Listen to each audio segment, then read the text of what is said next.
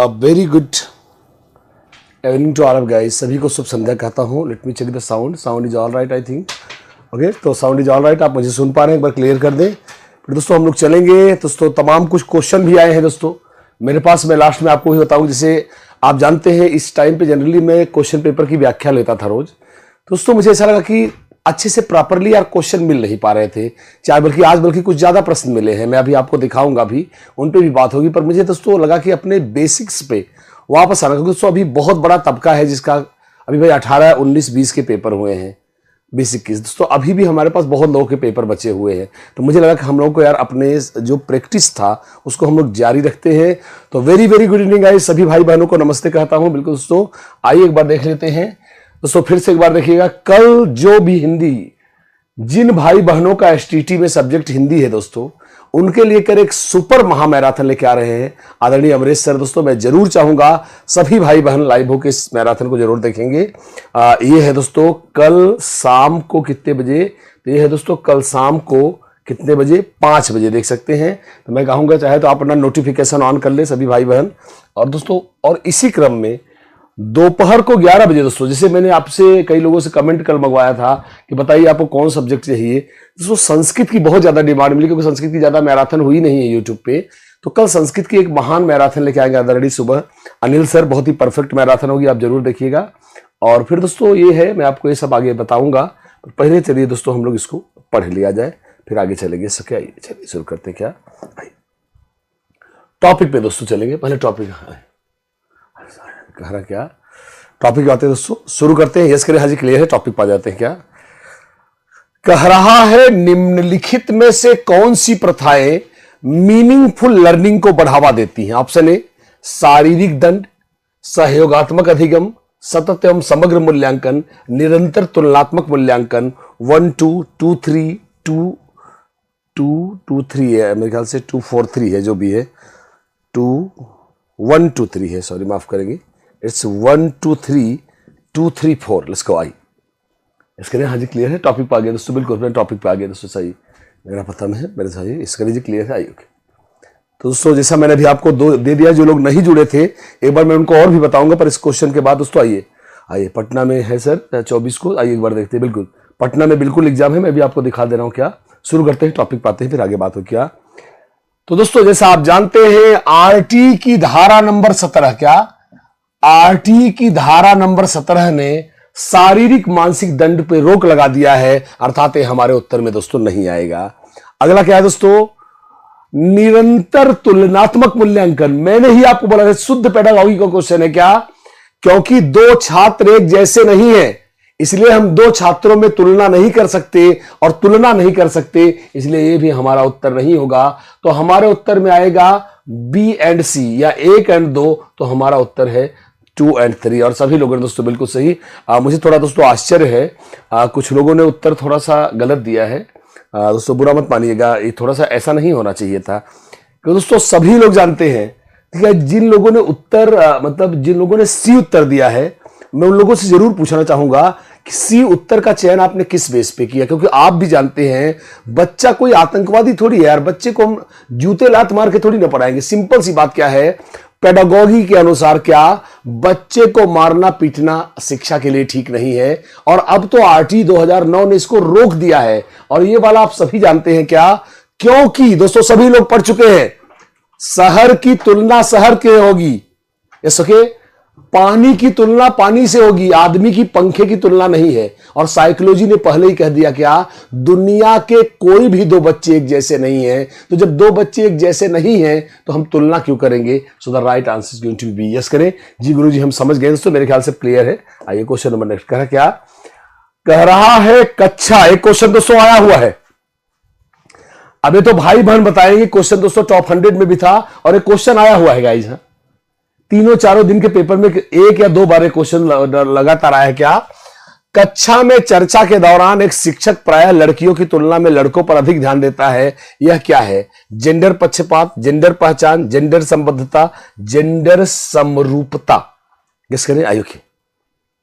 आज मैं बताऊंगा कि इसके चारों उत्तर कब हो सकते हैं। कुछ नया दोस्तों अन्वेषण करते हैं। गेस करिए क्या? ओके, नमस्ते दोस्तों, नमस्ते। क्या? ओके, एकदम अपने जारी रखेंगे दोस्तों, हम लोग अपने सेशन को जारी रखेंगे। यस करिए जी। पहले ही बोला था क्या, ऐसा कुछ भी लड़की लड़के के बारे में कहा जाए जिसको हम सिद्ध नहीं कर सकते, वह लिंग पूर्वाग्रह है। जैसे लड़कियां गणित नहीं पढ़ सकती, लड़के गृह विज्ञान नहीं पढ़ सकते। आप भी जानते हो, मैं भी जानता हूं यार, लड़की गणित पढ़ सकती है और लड़का गृह विज्ञान पढ़ सकता है। अर्थात यह कथन सिर्फ बकबक है, तार्किक रूप से यह सिद्ध नहीं होता, क्योंकि यह स्त्री या पुरुष पे कहा गया है। तो इसे हम लोग क्या बोलेंगे, लिंग पूर्वाग्रह कहेंगे। And the right answer is going to be A. Yes करें जी, से समझ गया। और दोस्तों और सुन ले, क्या बाकी उत्तर कब होंगे, क्या अगर आपसे पूछा जाए कि कंपनियों द्वारा ऐसे प्रोडक्ट बनाए जाते हैं जो खास एक लिंग से ही जुड़े हैं, तो दोस्तों जो एक खास लिंग की पहचान दिखाते हैं उसे जेंडर आइडेंटिटी कहते हैं। जैसे दोस्तों समझिए क्या, जैसे लिपस्टिक्स। अब दोस्तों जो लिपस्टिक्स हैं वो बेसिकली औरतों के लिए बनाई जाती है, भाई पुरुषों के लिए तो मैंने भाई लिपस्टिक का कोई खास ब्रांड नहीं सुना है। यह जेंडर आइडेंटिटी है। ये आपका उत्तर नहीं दोस्तों। क्या कोई चीज, फिर से लगभग ये तीनों बातें एक जैसी है, क्या कोई ऐसी चीज जो पुरुषों से सिर्फ जुड़ा है, या सिर्फ जैसे भारत में साड़ी पहनना। अब भाई भारत में साड़ी पहनना पुरुषों से बिल्कुल नहीं जुड़ा है, यह जेंडर संबद्धता है। यस करें गुरु जी, हम समझ गए हैं। और अगला दोस्तों समरूपता भी लगभग एक ही जैसा है। 1 इज द राइट आंसर। आगे चलेंगे क्वेश्चन नंबर नेक्स्ट पर। क्या कह रहा है, बच्चों में जेंडर बायस में दोस्तों 2-3 क्वेश्चन बैक टू बैक हो गए। क्या बच्चों में जेंडर रूढ़िवादिता और जेंडर भूमिका अनुरूपता कम करने के लिए निम्न में से कौन सा उपाय सबसे प्रभावशाली होगा? ऑप्शन ए, जेंडर पक्षपात के बारे में परिचर्चा करना, जेंडर विशिष्ट भूमिकाओं को महत्व देना, जेंडर पृथक खेल समूह बनाना, जेंडर पृथक बैठने की व्यवस्था करना। नॉर्मली दोस्तों कॉमन सेंस वाला क्वेश्चन है।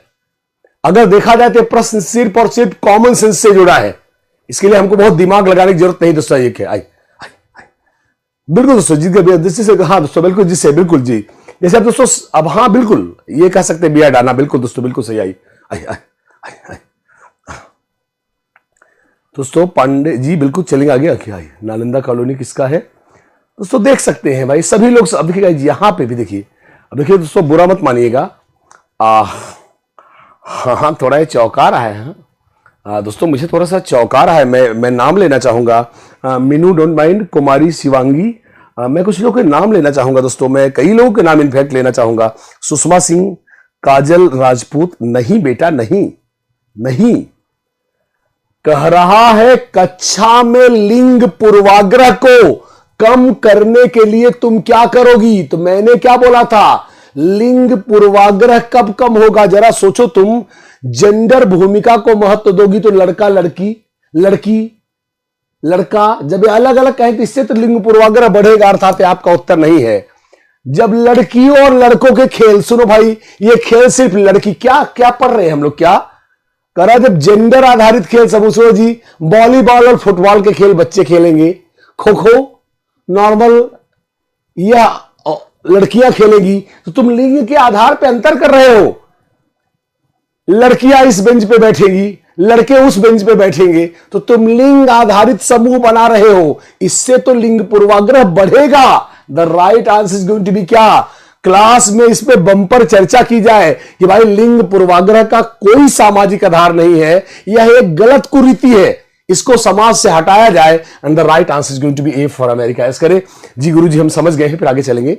सभी लोग दोस्तों समझ गए हैं सर, क्लियर ये होगा सर। आगे क्वेश्चन नंबर नेक्स्ट कर, क्या कह रहा है, निम्नलिखित में से किस मनोवैज्ञानिक ने बच्चों के ज्ञान को सक्रिय जिज्ञासु के रूप में महत्व देते हुए उनके चिंतन पर सामाजिक सांस्कृतिक वस्तुओं के प्रभाव को वर्णन किया? दोस्तों ये क्वेश्चन भी आया हुआ है, ये प्रश्न भी शायद आज ही आया हुआ है जहां तक मुझे इनपुट मिला है। वॉटसन, वाइगोस्की, पियाजे, Kohlberg.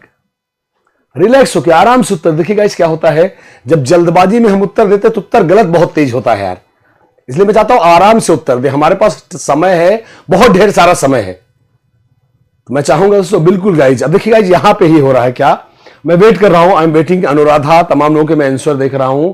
And this is going to be yes, okay, MCS classes maths, sorry sir, okay, मैं दोस्तों वेट कर रहा हूं। बिल्कुल दोस्तों तमाम यस, ओके, बिल्कुल दोस्तों सब जान लेगा इस क्या तमाम। देखिए दोस्तों यहां भी देखिए, बुरा मत मानिएगा, मैं डार्लिंग साहब को ध्यान से सुन लीजिए, यहां एक भी उत्तर गलत नहीं आना चाहिए था। अगर यहां एक भी गलत उत्तर गलत आएगा तो सब लोग जानते हैं इसका उत्तर कौन है, B is the right answer. ध्यान सुनिएगा, कई बार क्लास में बताया, एक बार और सुन ले।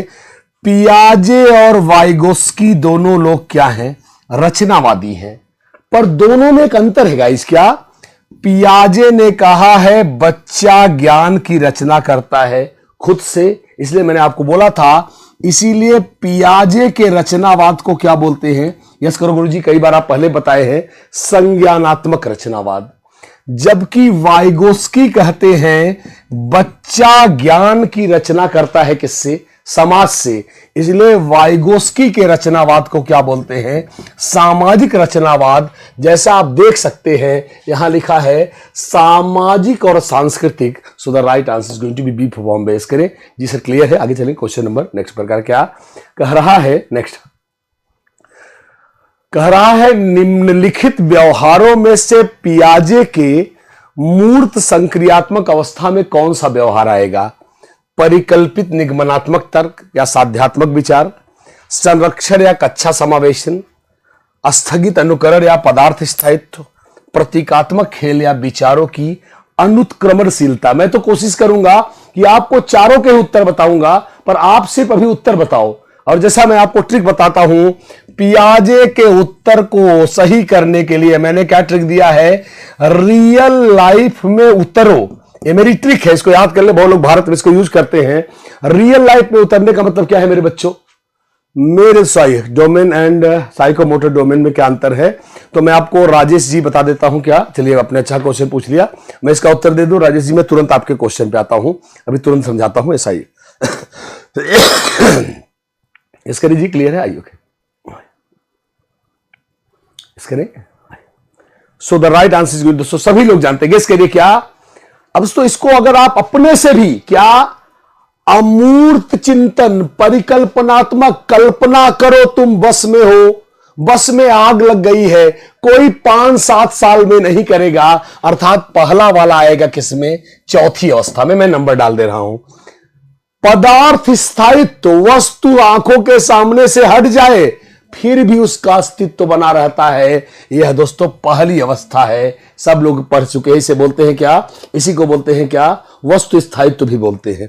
अगला क्या है, हट जाओ डोली मार दूंगा, लकड़ी के टुकड़े को बंदूक समझना, खुद गेस करो कितने में आता है, 3-4 साल में, अर्थात यह दूसरी अवस्था है, पूर्व संक्रियात्मक, अर्थात जो बचा द राइट। संरक्षण क्या है, भले ही आकृति में थोड़ा बदलाव कर दे, आकृति और संख्या का नाश नहीं होता। जैसे जैसे समझाता हूं क्या, जैसे एक बच्ची 5 पत्थरों को, सीटेट का क्वेश्चन बता रहा हूं, 5 पत्थरों को ऐसे रख के गिनती है, फिर एक बड़ी लाइन में रख के गिनती है, फिर एक छोटी लाइन में रख के गिनती है, हर बार पत्थरवा 5 ही आएगा। आकृति बदल देने से पत्थरों की संख्या का नाश नहीं होगा। संरक्षण क्या है लड़कियों, बॉयज, हमने ऊर्जा और पदार्थ का संरक्षण पढ़ा है। क्या, ऊर्जा और पदार्थ का नाश नहीं होता, वे अपना रूप बदलते हैं, और यह आता है किसमें, यस करे गुरुजी, समझ गए हैं। The right answer is going to be क्या, किसी वस्तु में बदलाव करने से उसके मूल पदार्थ में चेंज नहीं होता। यस करे जी, क्लियर है, ओके, यस डन करें, ओके। सभी लोग बोले जी सर गुरुजी हम लोग समझ गए हैं, बिल्कुल सर न्यूज, बिल्कुल बिल्कुल, आई ओके। और आगे चलेंगे दोस्तों, क्वेश्चन नंबर नेक्स्ट करा क्या कह रहा है, शिक्षण अधिगम प्रक्रिया में प्रत्येक बच्चे पर, प्रत्येक बच्चे मतलब एक बच्चे पर, कह रहा क्या, शिक्षण अधिगम प्रक्रिया में बच्चे पर ध्यान देना महत्वपूर्ण है, क्योंकि विद्यार्थी टीम में अच्छा सीखता है। अध्यापक प्रशिक्षण कार्यक्रमों में ऐसा बताया जाता है, इससे अध्यापकों द्वारा प्रत्येक शिक्षार्थी को अनुशासित करने में मदद मिलती है। बालक का विकास भिन्न भिन्न दरों से होता है, और सभी लोग जानते हैं, इसमें ऐसा है ही नहीं कि हम में से कोई नहीं जानता। इसके सुखे कुमारी शिवांगी नॉर्मल ही क्वेश्चन, तो सॉरी राजेश जी मैं आपके क्वेश्चन पे आ जाऊं यार, नहीं आप बोले गुरुजी मेरा जवाब नहीं दिए, टाल दिए गुरुजी। हाँ, मैं राजेश जी आपके क्वेश्चन पाता हूं, बस 1 सेकंड इसका उत्तर ले लूं। सब लोगों ने दोस्तों, सभी भाई बहनों ने पढ़ा है वैयक्तिक विभिन्नता, और सबने सही उत्तर दिया है क्या, दुनिया में कोई भी 2 बच्चे एक जैसे नहीं हैं। हमारे हर एक बच्चे पर ध्यान देना क्यों जरूरी है, कोई कम सुनता है, लॉजिक लगाओ, यूज करो। कोई कम सुनता है, कोई कम देखता है, किसी का एक पैर ठीक नहीं है, तो जब हम किसी को पढ़ाएंगे तो उसके अनुसार हमें अपनी टीचिंग को ढालना पड़ेगा। And the right answer is going to be, गुरु जी समझ गए हैं, the right answer is going to be D for Denmark. और अब आ जाते हैं मैं राजेश जी आपकी बात पे। राजेश जी आपने पूछा था कि आरपी सर हमें बताइए संज्ञानात्मक पक्ष और साइकोमोटर बोले तो मनोक्रियात्मक पक्ष में क्या अंतर है। तो ध्यान सुनेंगे राजेश जी, जो तथ्यात्मक ज्ञान है वह संज्ञानात्मक पक्ष में आएगा, जैसे इतिहास संज्ञानात्मक पक्ष में आएगा। मनोक्रियात्मक क्या होता है राजेश जी? करके सीखना।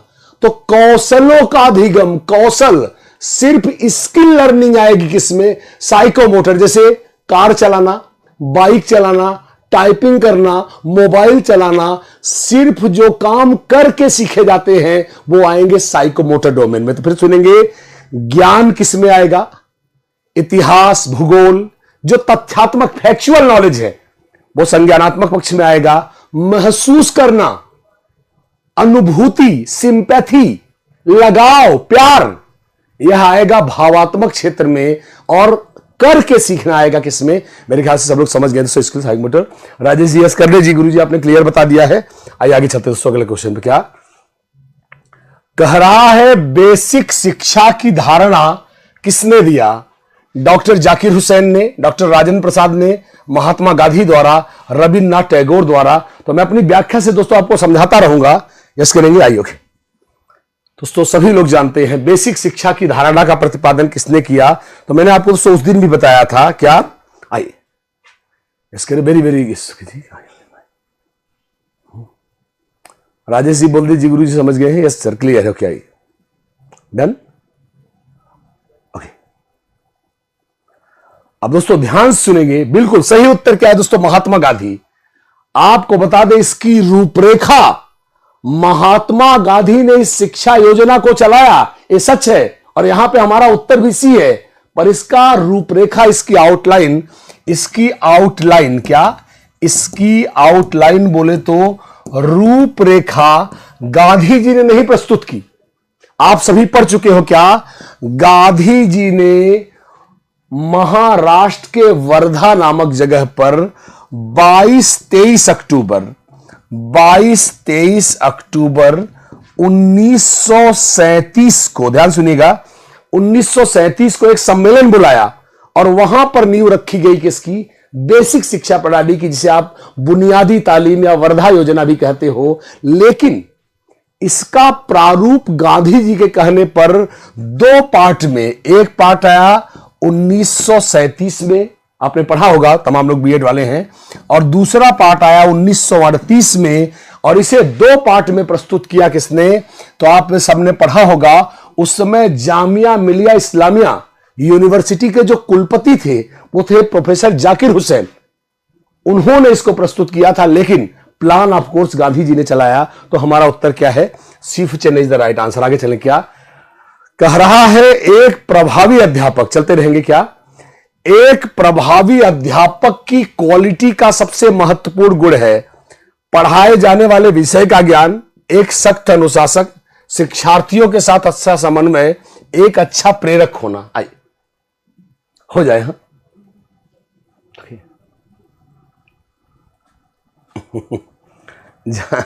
जानते हैं कई बार आपको उत्तर बहका सकता है दोस्तों। क्या कई बार जानते, कई बार ऐसा होता है ना कि आप एक प्रश्न को सॉल्व कर रहे होते हो, आपका दिमाग व्यथित होता है। देखिए जैसे ये वाला क्वेश्चन देखिए, ये वाला आई और अब आपको पता चलेगा आरपी सर का कौन सा नियम। तो ये है आरपी सर का कौन सा नियम? समानता का नियम। ध्यान सुनिएगा, मैं लास्ट में सिद्ध कर लूंगा। सिद्ध करना ही मेरा हुनर है और यही काम है, इसी के लिए लोग मुझे जानते हैं। देखिए जब आप इस प्रश्न को पहली बार पढ़ते हैं तो आपको लगता है या तो उत्तर ये होगा या तो ये होगा। ध्यान से सुनो गाइस। क्या मैंने सारे बच्चों को 5-5 रुपए का घूस दिया है, बेटा मेरे साथ क्लास में खूब समन्वय बनाना, जब मैं क्लास में आऊंगा पीछे से बोलना RP sir best teacher, RP sir जिंदाबाद, बड़ा मजा आएगा दोस्तों। यह नहीं, अब भैया चलो ठीक है, अब हो गया समन्वय, मैं आऊंगा तुम्हें एकदम प्रेरित कर दूंगा, फाड़ डालो, चीर डालो। पर दोस्तों जिस सब, जरा सोचो डार्लिंग्स, जब आप एग्जाम दे रहे हो मेरे बच्चों, आपका इंटरव्यू होगा हिंदी के लिए तो हिंदी से प्रश्न पूछा जाएगा, साइकोलॉजी से प्रश्न नहीं पूछा जाएगा। तो एक पहली बात, जिस विषय को हम पढ़ाने जा रहे हैं, अब मुझे यकीन है सारे लोग समझ गए हैं। जी गुरुजी हम लोग समझ गए हैं। सभी लोग यस कर दें, हाँ सर हम समझ गए हैं, आप आगे जा सकते हैं। मेरे हिसाब से दोस्तों हम लोग बहुत अच्छे से बहुत अच्छे से समझ गए हैं। डन, ओके यस करें जी। अब डी वाले समझ गए हैं, जी सर हम समझ गए हैं। देखिए गाइस, आपको लॉजिक देना होगा। भाई मैंने क्या बोला, मैं बच्चों को खूब प्रेरित करता हूं, खूब मोटिवेशनल लाइनें सुनाता हूं, तगड़े तगड़े शेरो शायरी सर हम फाड़ डालेंगे, चीर डालेंगे सर। लेकिन अपना मुझे हिंदी पढ़ाने बुला गया तो मेरे को पहले हिंदी का ज्ञान होना चाहिए। यस करें, हाजी समझ गए, सभी लोग समझ गए जी सर हम समझ गए। क्या ये इज द राइट आंसर। आगे अगला क्या कह रहा है, शिक्षा के उद्देश्यों के निर्धारण का दायित्व किस तरह का है? एक समान स्तर का, शिक्षार्थियों की योग्यता के अनुसार, केवल पुस्तक में से, पुस्तक के बाहर से। कह रहा है जब आप, फिर सुना, कह रहा है जब शिक्षा के उद्देश्यों का आप निर्धारण करेंगे तो किसको ध्यान में रखेंगे? प्रश्न को मैंने अपनी भाषा में पढ़ दिया। क्या शिक्षा के उद्देश्यों का निर्धारण करते समय आप किसको ध्यान में रखेंगे? आइए, बिल्कुल दोस्तों सभी लोग समझ गए, हम सभी लोग समझ गए यार। आइए मैं फिर से एक बार समझा देता हूं, ठीक है? आइए क्वेश्चन 9 फिर से समझाएं, मुझे आप 8 कह रहे हो। आइए फिर से सही। बिल्कुल दोस्तों जरा सोचिए, भाई कक्षा 1 में मैंने ही क्लास में पहले पढ़ाया था। क्या कक्षा 1 में क्या मेंडलीव की पीरियोडिकल टेबल पढ़ा दोगे? क्या कक्षा 1 में पाइथागोरस का प्रमेय पढ़ा दोगे?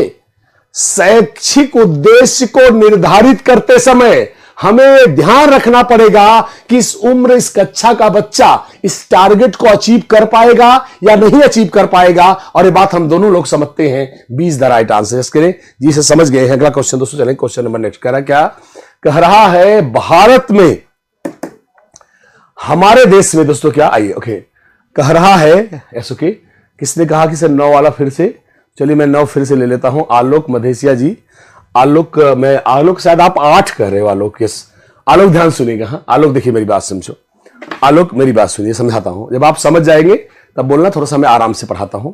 आलोक जी समझिए मेरी बात को। क्या अब मुझे गेस करिए, उर्दू के टीचर के रूप में संस्थान भर्ती कर रहा है कि RP sir is going to teach Urdu. हाँ अब दोस्तों उन्होंने पूछा आरपी सर क्या कर सकते हो? सर मैं बच्चों को पढ़ने के लिए प्रेरित कर सकता। बहुत बढ़िया सर, बहुत बढ़िया सर, मैं उनको अपने साथ एडजस्ट कर लूंगा सर, समन्वय, बहुत अच्छा। सर उर्दू नहीं आती सर। यार ये समन्वय, एक प्रेरक के रूप में हमारी वैकेंसियां तभी तो आएगी। फाइनली हमको उर्दू पढ़ाना है, प्रेरणा और समन्वय नहीं पढ़ाना है। मेरे ख्याल से आलोक जी अब आप मेरी बात को समझ गए होंगे कि आरपी सर ने जो कहा वो सही है। तो आइए आगे चलते हैं, नेक्स्ट क्वेश्चन पे चलें। क्या कह रहा है हमारे देश के शिक्षक माफ करिए, हमारे देश में शिक्षक प्रणाली के नियोजित और समन्वित विकास में शामिल शीर्ष संस्थान कौन है? The apex institution involve in the plan and coordinated development of teacher system in country, UGC, NCT, NCERT, इनमें से कोई नहीं दोस्तों। आ जाइए ओके, आइए। तो सभी लोग जानते हैं। यस, देखिए गाइस वही बात है, देखिए यही चीज है। आपको इसीलिए कहता हूं कि हो सके तो read the question very carefully guys. हाँ, और तमाम लोगों दोस्तों ये हम लोगों ने पहले भी लिया था, याद करिए क्वेश्चन मैंने टॉप 100 में भी लिया था और तमाम लोग जानते हैं क्या लिखा है।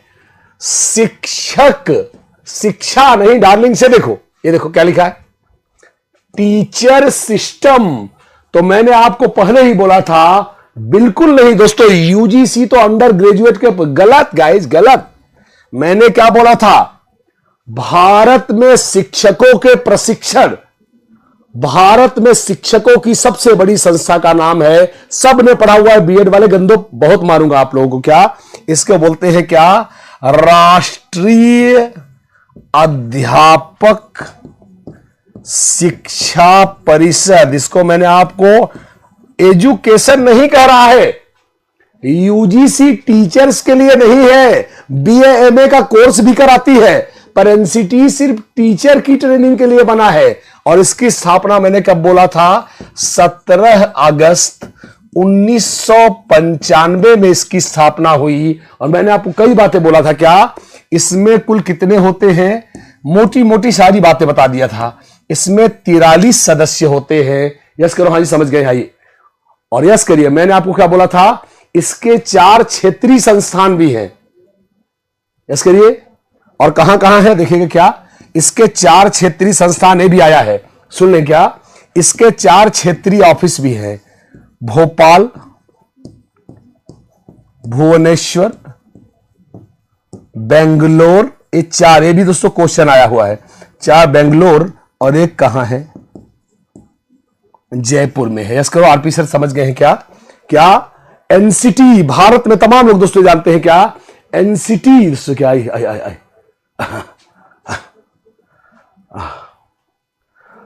मास्टर क्लासेस सर फाइनली आप मिल गए। दोस्तों जानता हूं अभी भी बहुत सारे स्टूडेंट मुझसे कनेक्ट नहीं हो पाए हैं, धीरे धीरे कनेक्ट हो रहे हैं दोस्तों। क्या, तो आइए शुरू करते हैं। भोपाल, भुवनेश्वर, जयपुर, ये 4 को दोस्तों आपने देखा होगा, आपके बिहार एसटीटी में भी क्वेश्चन आया है कि एनसीटी की कितनी क्षेत्रीय समितियां हैं, तो चारों देखो मिड जगह पे हैं, नॉर्थ, ईस्ट, वेस्ट, साउथ, देख सकते हैं भैया, भोपाल, भुवनेश्वर सब कोने कोने पे हैं। और the right answer is going to be yes, okay, NCT. तो ध्यान सुनेंगे, भारत में तमाम आपने देखा होगा, तब आप सब भी जानते हो, क्या जब आप कोई कोर्स करते हो लोग क्या बोलते हैं, भाई देख लो एनसीटी की मान्यता इसको प्राप्त है कि नहीं। जैसे ग्रेजुएशन इत्यादि में यूजीसी देखते हैं, वैसे ही टीचर के लिए क्या देखते हैं, एनसीटी देखते हैं। द राइट आंसर क्या कह रहा है आगे, हाँ, गतिविधि आधारित शिक्षण किस पे बल देता है, अनुशासित शिक्षा पर, सुनिश्चित समय में गतिविधि पूरा करने पर, सभी विद्यार्थियों की सक्रिय भागीदारी पर, गतिविधि के समाप्त होने के बाद परीक्षा लेने पर। दोस्तों क्या कह रहा है, गतिविधि आधारित शिक्षण किस पे बल देता है। अब यहां भी कंफ्यूज मत होइएगा, यहां पे कंफ्यूज मत होइएगा, इसीलिए कहता हूं ना प्रश्न देखिए, ऐसे नहीं तो एक बार शुरू में मुझे लगा कि बिहार एसटीटी का पेपर बहुत हलवा आता है, तो अगर देखा जाए तो वास्तव में पेपर हलवा आता है, तो काफी चीजें फैक्चुअल जानकारी पे है, पर कहीं कहीं क्वेश्चन ठीक ठाक है। आइए क्या आइए, हाँ जी, ये क्वेश्चन आए बिहार एसटीटी के ही क्वेश्चन है। वैसे मैंने आपको बोला था मैं पीवाईक्यू ही करा रहा हूं, क्योंकि देख रहा हूं यार पूरा पेपर ही रिपीट हो रहा है यार। बिल्कुल दोस्तों, अब आप समझ गए हैं क्या, बिल्कुल सही। इसमें गलती से आप बी उत्तर मत मानिएगा, जानते हैं बी उत्तर क्यों नहीं मान सकते। अब यार कहो कि भैया सुनो ना, 5 मिनट में क्रिकेट मैच खेल लो, 5 मिनट में क्रिकेट मैच नहीं हो पाएगा भाई। कई गतिविधियां ऐसी हैं जिनका सुनिश्चित समय अगर कम होगा तो गतिविधि हो ही नहीं पाएगी यार। आगे चलेंगे, डन, बहुत अच्छा दिया। अगला क्या कह रहा है, याद करिए मैंने आपको बोला था क्या, एनआईपीए का मुख्य रूप से, सब आपने पढ़ा हुआ है, ये ध्यान रखिएगा। ये तो मैंने दोस्तों आपको मैराथन में, थियरी वाली मैराथन तो मैक्सिमम लोगों ने पढ़ी है, उसको बहुत डिटेल में पढ़ाया था, पर मैंने बोला आपने जो बीएड में जो आपके इस जो मेरे समझ में आया कि जो बिहार एसटीटी का जो शिक्षण कला का पेपर है वो आपकी बीएड की बुक से लिया गया है, और ये मैक्सिमम लोगों ने पढ़ा है। क्या एनआईपी का मुख्य रूप से संबंधित है किससे, शैक्षिक अभ्यास से, शैक्षिक पर्यवेक्षण से, शैक्षिक योजना और प्रशासन से, शैक्षिक मापन से। तो दोस्तों मैंने आपको बोला था कि आपको याद करिए, आपने पढ़ा होगा क्या, राष्ट्रीय शैक्षिक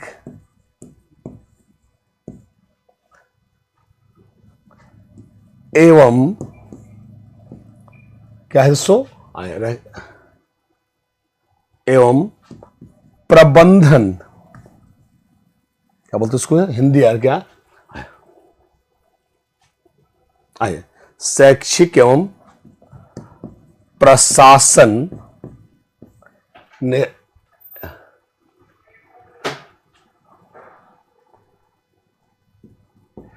योजना निर्माण संस्थान, फ्रैंकली बोलो तो मैं हिंदी लिख ही नहीं पा रहा हूं, तो मैं इंग्लिश ही लिख देता हूं। क्या आइए इंग्लिश लिख देता हूं। क्या देखिए, कई बार हिंदी में ट्रांसलेट करना कितना मुश्किल हो सकता है। आइए ओके, बस देखिए क्या, नेशनल, अब मुझे लगा इंग्लिश लिखने के बाद हिंदी भी लिख लूंगा। क्या, national institute of educational planning and administration. तो मैं आपको हिंदी बता दूं इसका क्या, तो राष्ट्रीय शैक्षिक एवं प्रशासन योजना निर्माण संस्थान ये कहलाएगा क्या? और आप सब ने पढ़ा हुआ है दोस्तों, सब लोगों ने, आप में से हर बंदे ने पढ़ा है, ये संस्थानों का संस्थान है। और यह पहले दोस्तों यूएनओ का बॉडी था। पहले आपने याद करिए, आपने एक और पढ़ा होगा, याद करिए, आपने न्यूपा भी पढ़ा है। यस करें, हाँ जी पढ़ा है आपने, यस करें, न्यूपा याद करिए। मैं चाहूंगा दोस्तों तमाम बीएड वाले भाई याद करें। राष्ट्रीय शैक्षिक एवं प्रबंधन योजना निर्माण विश्वविद्यालय, जैसे यहां इंस्टीट्यूट का आई है, यहां यू का यूनिवर्सिटी है क्या? National university of educational planning and administration.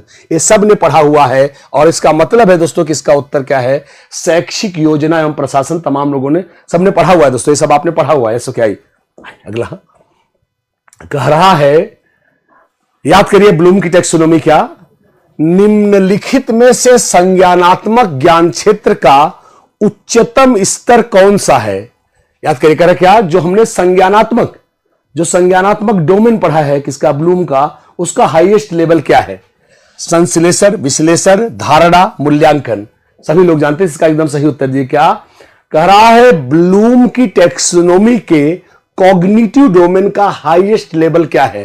तो हम सभी जानते हैं दोस्तों, ये हम सब जानते हैं हमारा लेवल क्या है, तो सब जानते हैं सही लेवल क्या है? ज्ञान, बोध, और लास्ट में आता है क्या? मूल्यांकन। And D is the right answer. सभी लोग जानते हैं, बिल्कुल दोस्तों। अगर आप जानते हैं तो मैं टाइम नहीं खाऊंगा। क्या कह रहा है? जो एस्से टाइप मतलब जो दीर्घ उत्तरी प्रश्न होते हैं, जिसमें लॉन्ग टाइप आंसर हमको लिखने होते हैं, क्या कह रहा है? निबंध प्रकार के प्रश्नों का सबसे बड़ा लाभ क्या है? जो एस्से टाइप क्वेश्चंस होते हैं, इनका सबसे बड़ा लाभ क्या है? ऑप्शन ए, छात्रों की सीखने की कठिनाइयों का निदान कर सकता है, चिन्हित करने के लिए निबंध है, छात्र के उत्तर का अनुमान लगा सकता है, वे जटिल सीखने के परिणामों को भी माप सकते हैं जिन्हें कोई अन्य प्रश्न माप नहीं सकता है। नॉर्मल भाषा में रिलैक्स होकर देखेंगे, अच्छा ही होगी। तमाम लोग दोस्तों जानते हैं, वैसे ये प्रश्न इतना साफ सुथरा है कि हम दोस्तों आइए thank you. Target with civil, यार मुझे आपके लोगों के इंतजार था। टारगेट विद सिविल मुझे बताएंगे। गुड इवनिंग सर, मेरा पेपर आपकी मेहनत से बहुत अच्छा हुआ है। Thank you sir. मैंने यार कोशिश की थी अपने तरफ से, और बस ऐसे एक फीडबैक देते रहिए यार, अच्छा लगेगा। थैंक यू, अच्छा लगा यार। कल मनोज जी ने बताया था सर हमारा पेपर बहुत अच्छा हुआ। देखिए गाइस, मैं आपको फिर से बोल रहा हूं लास्ट में वही बात कि देखिए तमाम लोगों के पास अब लिंक पड़ चुका है। मैं सभी भाई बहनों से कहूंगा प्लीज आप टॉप 100 और थियरी का मैराथन और रोज पीवाईक्यूज पढ़ के जाइए यार, आप पास हो जाओ। इसके लिए कोई चार्ज नहीं यार, मैंने शुरू से ही आप लोगों की बहुत डिमांड थी सर आर्ट ऑफ टीचिंग के लिए उतरिए, और यार आपने सहयोग किया। देखिए ऐसा नहीं मैंने अच्छा पढ़ा यार, आपने भी सहयोग किया यार। मैंने जो भी मेरे पास थोड़ा बहुत ज्ञान है मैंने भी दिया, और ये सेशन चल निकला यार। ये सेशन बहुत बहुत बढ़िया रहा, मतलब हम लोगों ने अच्छा किया इसमें। ऐसा क्या ही, तो बिल्कुल सही दोस्तों। जरा सोचिए, छात्र के विश्लेषण की क्षमता, छात्र के चिंतन को, यस करें गुरुजी, एमसीक्यू बहुविकल्पी प्रश्नों से आंका नहीं जा सकता। चिंतन के लिए लंबा लेखन चाहिए। इसीलिए आपने देखा होगा आईएएस के एग्जाम में, पीसीएस के एग्जाम में, या तमाम राज्यों के जो आयोग के एग्जाम होते हैं, आप सब ने देखा होगा उसमें निबंध लेखन आता है, और निबंध में ही आपको अपनी कला दिखानी होती है। And the right answer is going to be D is the right answer. आगे चलेंगे क्वेश्चन नंबर दोस्तों नेक्स्ट। कह रहा क्या? कह रहा है सबसे लंबे स्तर पर दुनिया में सबसे ज्यादा यूज होने वाला क्या, सबसे व्यापक रूप से लागू परीक्षण कौन सा है? मिलान वाला, एमसीक्यू वाला, क्लोजिंग, जो क्लोजिंग मतलब फिल करना होता है, संक्षिप्त उत्तर शॉर्ट टाइप वाला। दोस्तों जरा सोचिए खुद, ये सब है हम लोग नॉर्मली भी समझ सकते हैं। आई बिल्कुल दोस्तों, इससे लिखवाए जाते हैं। रोशनी सिंह, तमाम लोगों ने बोला जी सर इससे लिखवाए जाते हैं नॉर्मली। यार इसको हम लोग नॉर्मली भी समझ सकते हैं। यस कर दिया जाए, गुरु जी समझ गए हैं, फिर आगे चलेंगे। क्या ये डन? सभी भाई बहन दोस्तों मैं चाहूंगा कि एक बार इस बात को ध्यान में रखें। दोस्तों बिल्कुल सही, जरा सोचो यार, यहां एमसीक्यू पे तो यूपी बिहार में कत्ल हो जा रहा है? मतलब इतना भैया यूपी बिहार का बोर्ड ऐसा है कि एमसीक्यू में भी गलत उत्तर मान ले रहा है। तो सोचो यार, अगर लिखवा के उत्तर देना हो तो सब गलत ही मानेगा, तलवारें चल जाएंगी उत्तरों पर।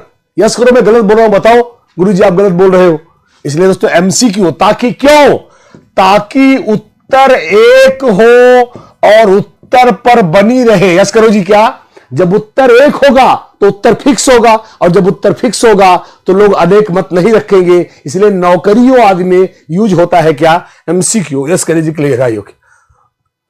कह रहा है आधुनिक बुद्धि परीक्षणों के स्थापक कौन थे?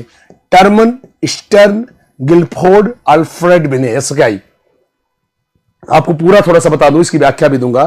कह रहा है आधुनिक बुद्धि परीक्षणों के जनक किसे माना जाएगा? आधुनिक बुद्धि परीक्षणों के जनक कौन हैं? तो मैं आपको थोड़ा सा बताता चलूंगा कि जी गुरुजी हम समझ गए हैं। ओके, आइए। कह रहा है आधुनिक, यस तो बिल्कुल आइए। ओके, क्या आधुनिक बुद्धि परीक्षणों के संस्थापक कौन थे? तो मैं जरूर दोस्तों इसे आपको बताऊंगा। क्या, तो सभी लोग जानते हैं दोस्तों, फिर से सुनेंगे, कई चीजें हैं दोस्तों। 1905 में, ध्यान सुनिएगा, आज आपको मैं बहुत डिटेल की जानकारी दे रहा हूं, इसीलिए क्वेश्चन थोड़ा कम ले पाया। क्या 1905 में दुनिया का पहला, क्या दुनिया का पहला बुद्धि परीक्षण, क्या दुनिया का पहला बुद्धि परीक्षण बनाया किसने? अल्फ्रेड बिने ने। और एक बात और जो आपको बता दूं, क्या आपने सुना होगा मानसिक आयु? मानसिक आयु, वो नहीं, वो बुद्धि फार्मूला मत लीजिएगा, मानसिक आयु बटे वास्तविक आयु तो बहुत बाद में आया। मानसिक आयु जिसे आप बोलते हो क्या, शॉर्ट में एमए या मेंटल एज, शब्द का पहला प्रयोग भी दुनिया में किसने किया था? आपके बिने ने। तो ये आपको थोड़ा समझा दूं, शब्द का पहला प्रयोग भी किसने किया था? बिने ने। अब आगे जो आप सुनोगे आपको चौंका देगा। दूसरा आदमी, ये इंपॉर्टेंट है, ये जर्मनी का था। कहां का था? तो जो बिने साइमन ने एमए शब्द दिया था, उसी को बढ़ाकर इसने आईक्यू का फार्मूला बना दिया, मानसिक आयु बटे वास्तविक आयु। आपने पढ़ा होगा मानसिक आयु बटे वास्तविक आयु। और जो अगला बंदा आप ऊपर देख रहे हो, उसने इसमें 100 का गुणा कर दिया।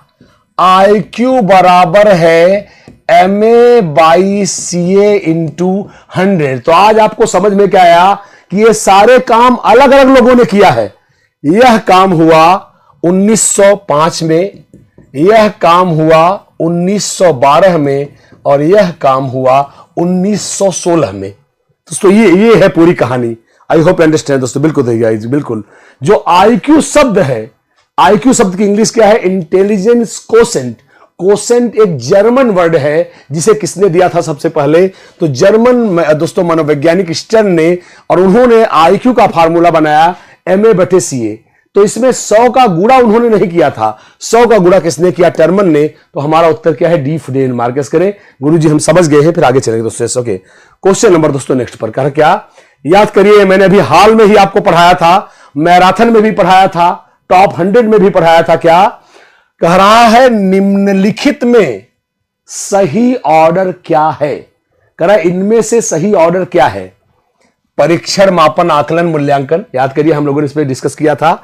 मूल्यांकन, परीक्षण, मापन, आकलन, परीक्षण, आकलन, मूल्यांकन, मापन, आकलन, मापन, मूल्यांकन, परीक्षण। इसके लिए जी गुरुजी समझ गए, इसको हम लोगों ने बहुत अच्छे से पढ़ा दोस्तों। क्या ये बिहार के दोस्तों STT में कई सालों के पेपर में लगातार आया है। तो मैंने क्या बोला था, इसे नीचे से ऊपर क्रम में लेते हैं, और मैक्सिमम लोग दोस्तों इसे याद कर चुके हैं। मोस्ट ऑफ द पीपल, हम में से मैक्सिमम लोग इसे याद कर चुके हैं। यस कह रहे गुरुजी, हम में से मैक्सिमम लोग इसे याद कर चुके हैं। तो दोस्तों इसे बता ही चुका था। क्या सबसे हल्का होता है? गुरुजी ने, RP सर ने अपनी क्लास में 30 क्वेश्चन का क्या लिया? टेस्ट लिया। अब अगर मैं तुम्हें उसमें नंबर दे दूं तो यह क्या है? मापन है। तुम कम नंबर काहे पाए हो? इसे कैसे बढ़ाएं? यह असेसमेंट या आकलन है। जो हमने प्रयास किया था आकलन में, वो रंग लाया कि नहीं, यह मूल्यांकन है। And the right answer is going to be क्या? तो दोस्तों देख सकते हैं, सबसे हल्का है परीक्षण, उसके बाद मापन, फिर आकलन, फिर मूल्यांकन। And the right answer is going to be A for America. इस करें जी गुरुजी हम समझ गए हैं, फिर आगे चलेंगे। क्वेश्चन नंबर दोस्तों नेक्स्ट पर कह रहा क्या? कह रहा है निम्नलिखित में से, फिर से देखिए वही टाइप का क्वेश्चन, क्या कह रहा है, निम्नलिखित में से कौन सा प्रश्न, चिन्ह काट देंगे, सबसे अधिक विश्वसनीय होगा? एमसीक्यूज, निबंध, संक्षिप्त उत्तर, समापन। देखो उसी टाइप का यार, वही प्रश्न बार बार घुमा के पीवाईक्यूज हैं, बार बार उन्हीं प्रश्नों को घुमा फिरा के पूछने का प्रयास किया गया यार, बात लगभग एक ही है यार।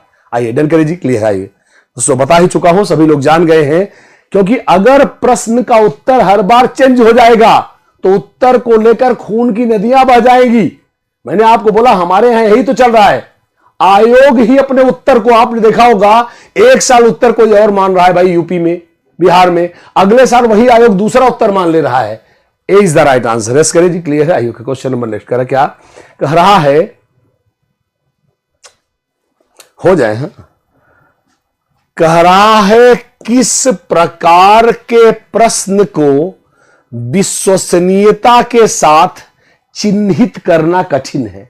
कसम से तुम बता दो, मैं जान लूं तुम जीनियस हो, अपनी हिंदी दिखा दो, तुम्हारी हिंदी कितनी तगड़ी है। क्या किस प्रकार के प्रश्न को विश्वसनीयता के साथ चिन्हित करना कठिन है?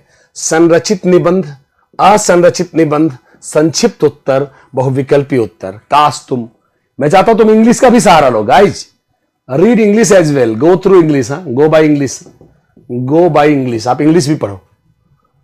सो मैं जरूर चाहूंगा साइयो के,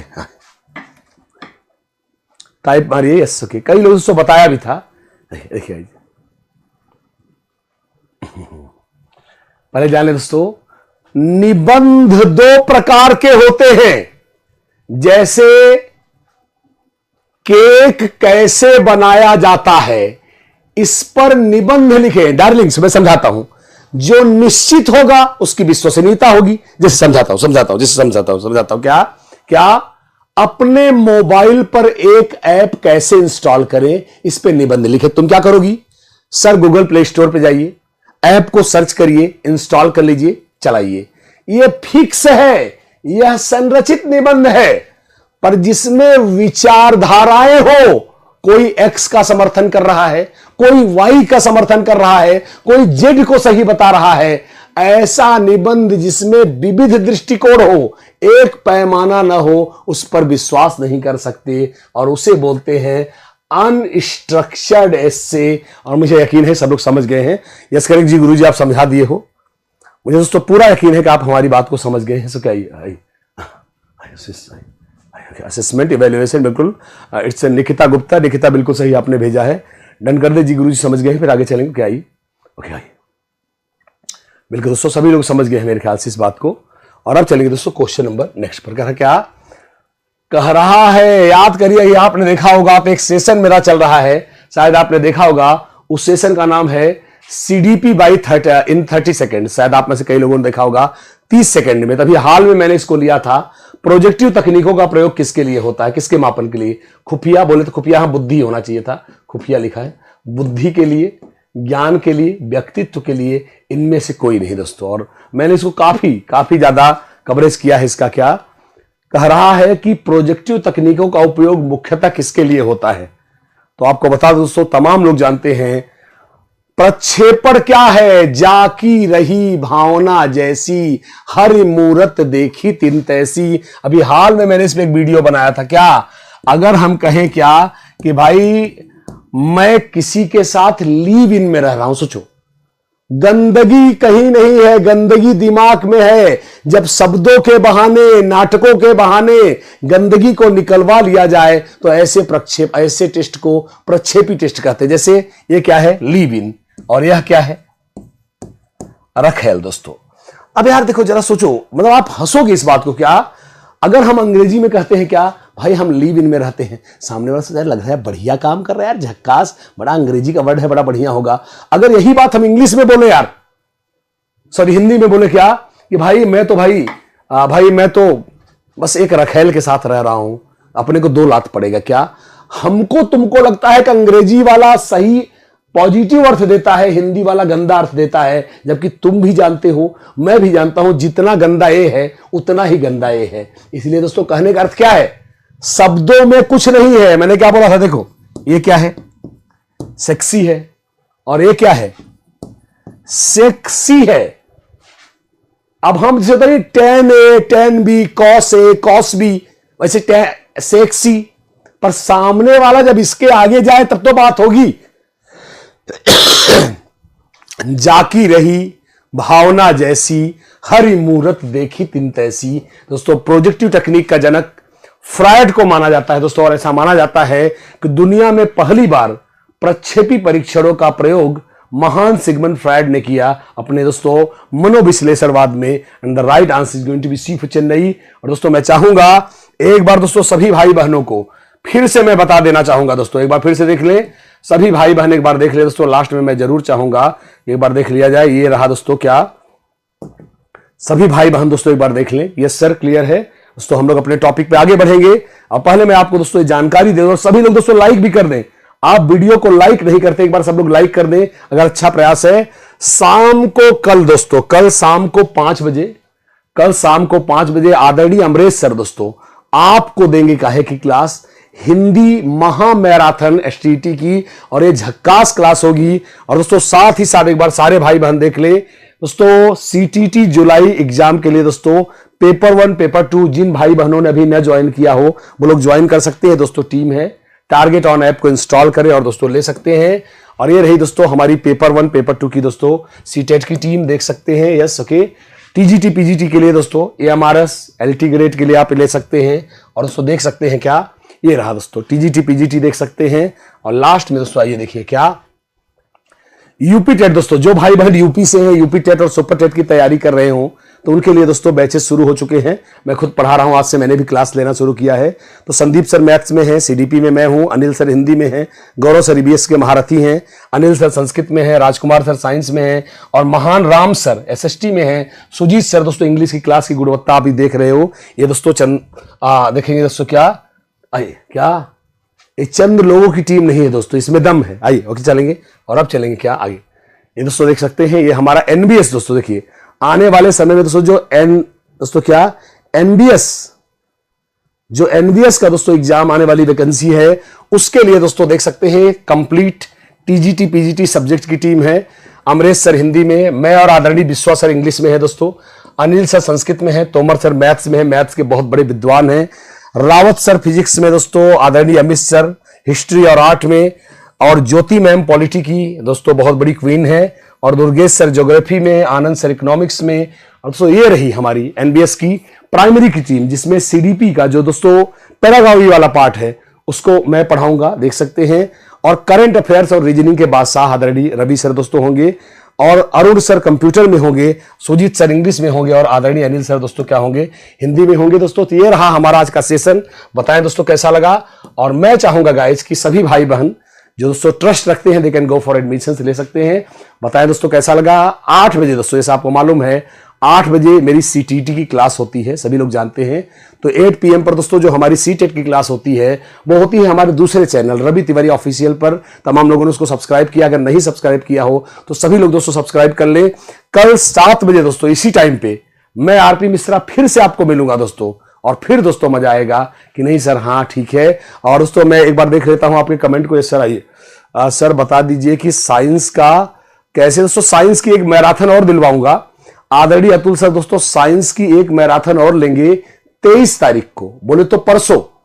फिर सुनिएगा, साइंस की एक मैराथन 23 तारीख को आएगी, और वह दोस्तों फुल बहुत ही तगड़ी थियरी मैराथन टाइप की होगी, वो आदरणीय अतुल सर लेंगे। तो इसीलिए आपको मेंटली तैयार रहना है गाइज। तो सभी लोग पढ़ते रहिए।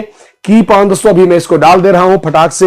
मैं चाहूंगा दोस्तों सभी लोग देख लें एक बार फिर से, सभी भाई बहन दोस्तों। मैं चाहूंगा यहां से देखिएगा ग्रुप वाला है, ये देखिएगा दोस्तों, ये जरूर ज्वाइन कर लीजिए दोस्तों। मैं चाहूंगा, थोड़ा समय का अभाव है पर एक बार जान ले दोस्तों, तमाम रोज जो भाई बहन पहले ही, मैक्सिमम लोगों को पहले ही ज्वाइन करवा चुका हूं। तो जो भाई बहन दोस्तों पाना चाहते हैं कि आप पीडीएफ्स किसकी, हमारे टॉप 100 की मैराथन क्लासेस की, या तमाम जैसे हिंदी वाले सर ले रहे हैं, मैथ्स वाले सर, इन सब की पीडीएफ डाली जाती है इस टेलीग्राम ग्रुप पे। और मैंने आपको पहले ही बोला था, इसे आपको करना है दोस्तों क्या, स्कैन कर लेना है। किससे? गूगल स्कैनर से स्कैन करना है, एक लिंक आएगा, ज्वाइन कर लेना है। कुछ देर बाद दोस्तों वहीं पे पड़ जाएगी ये पीडीएफ। सभी भाई बहन पढ़ते रहे। तो चलिए गाइज, कल फिर मुलाकात होगी। सो बिल्कुल कल मैं आइए दोस्तों, मैं एनके सर से बात करता हूं, ठीक है। आइए तो इससे सुभद्रा यादव में एक बार बात कर लेता हूं बेटा। आइए राजेश कुमार ने कहा सर इंटरपर्सनल और इंट्रापर्सनल बताइए। तो ध्यान सुनिएगा राजेश जी, इंट्रा का पासवर्ड है सेल्फ। अगर आप अपने बारे में सोचेंगे तो इंट्रापर्सनल, जैसे समझाता हूं क्या, एक आदमी मनोचिकित्सक बनना चाहता है तो उसे दूसरों को समझना है, उसे इंटरपर्सनल कहेंगे। आप अपने चिंतन पे चिंतन कर रहे हो तो self intra, others inter. Rajesh ji मुझे यकीन है आप समझ गए होंगे। चलिए गाइस, कल फिर मुलाकात होगी, तब तक के लिए मैं आरपी मिश्रा आपको दोस्तों गुड बाय कहता हूं। Keep on watching guys, thank you.